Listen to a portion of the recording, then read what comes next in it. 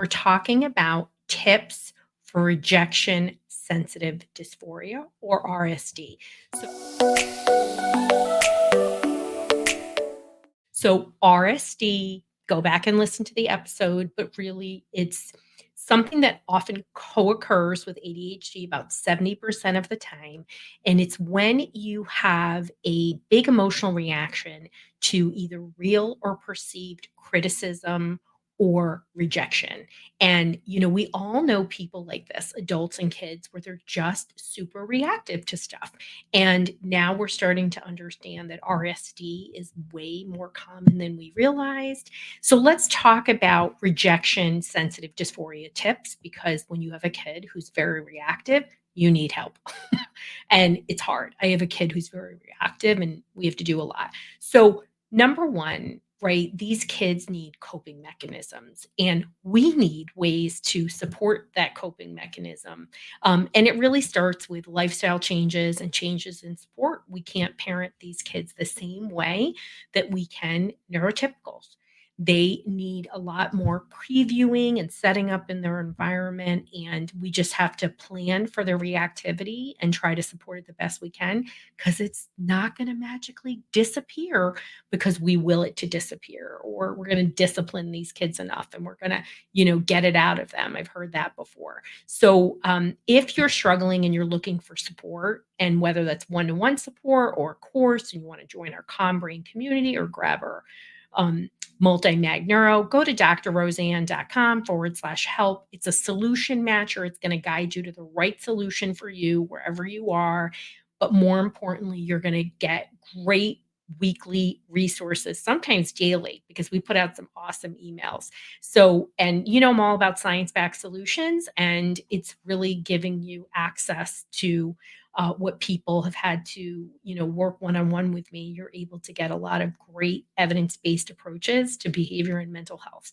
So let's talk about rejection sensitive dysphoria tips, right? Because if you're a parent who's got one of those kids, like I said, you need some help. So number one, we always want to use emotional language, and we want to make sure that we're validating feelings. So validating feelings is a therapist technique, and it doesn't mean you agree. Because a lot of times parents are like, what do you mean I have to agree with their feelings? It doesn't it doesn't make any sense. No, validating means like, wow, Amy, that must have been really hard for you. I can see you're upset. Okay. So, what are some ways we could work on this problem together? Right. Obviously, when kids are super in the red, you've heard me say this a million times, stay the heck away, let them calm down. Most kids can calm down within 15 to 20 minutes. Some of our RSD kids, some of our autistics, some of our PDA kids, they can be a lot longer, right? But typically within 15 to 20 minutes, you can regulate enough to be responsive. But hopefully, we are using these validation of feelings, using emotional language outside of the reactive window. We want to be proactive. So when kids are very reactive, they tend to only know certain words: mad, angry, upset. We want to help them to understand a variety of feelings so that they can better understand what they're feeling, right? These are very reactive kids, and they're not always rational in their responses to things. So the more we use appropriately encoded words and label those feelings, the better they can. And of course, we're always trying to model calm. And if we're not calm, we want to model our solutions to that and talk about our mistakes. As parents, we often think we have to be like perfect. No, I think some of the best learnings my kids have had is when Dr. Rowe makes her mess ups. My kids would love to tell you that. So, okay, we want to calm the brain, right? I can't not talk about RSD kids without calming the brain. There are a million ways to calm the brain. Okay. So I'm going to talk to you about magnesium, because we are all magnesium deficient, and these reactive kids cannot get enough magnesium. So you can go to drroseann.com/magnesium to get our multi-mag brain formula. There is nothing like this on the market for kids. This is a family magnesium. It is for adults. It is very yummy tasting. It's very sweet. It has monk fruit. And the reason why it's sweet is because it has so much magnesium in it.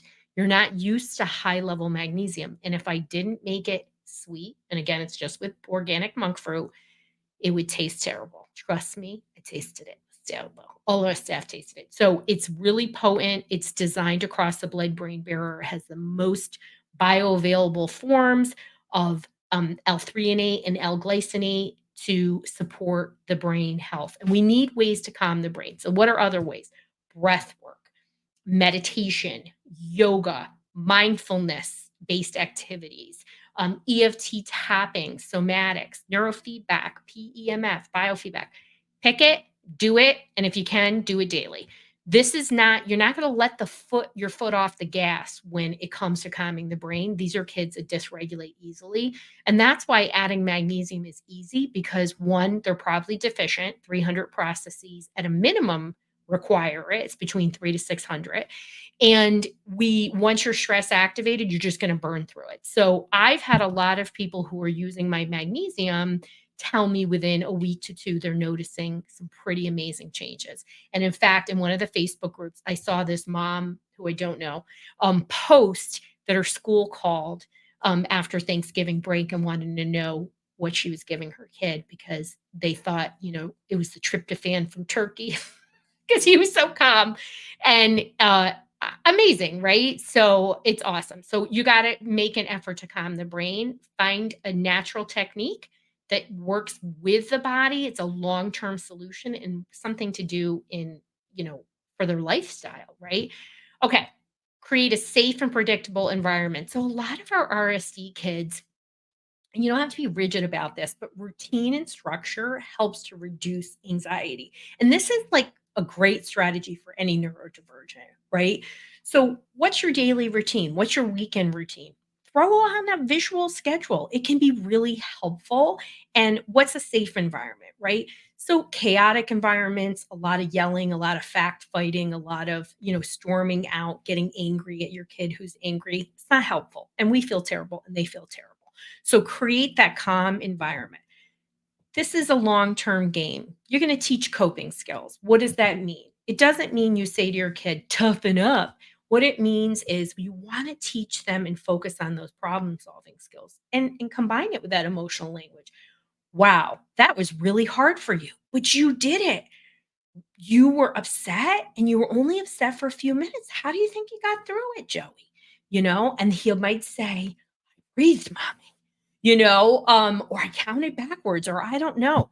Whatever it is, you want to walk them through it and reinforce, right? So positive reinforcement is critical.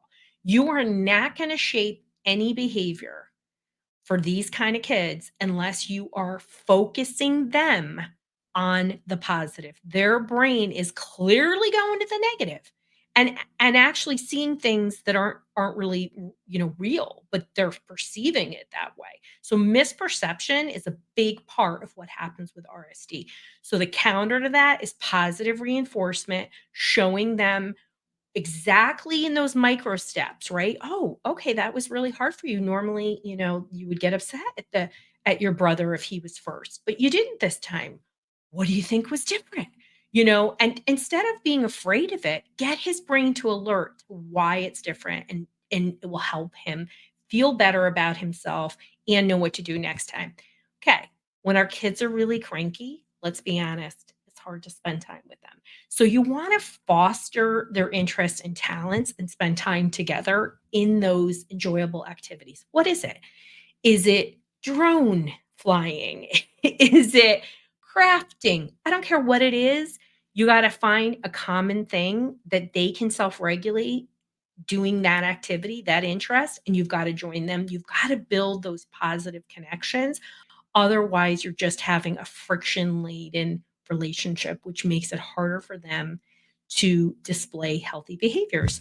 So I hope this was helpful. Whether you have a kid who's officially diagnosed with RSD or they're just a kid who's really difficult to parent, these are great tips for any kid that's resistant, reactive, prone to dysregulation. And if you're looking for more support, go to drroseann.com/help. There's lots of resources for wherever you are at your journey. And just know that always put your oxygen mask on, have patience and grace for yourself too.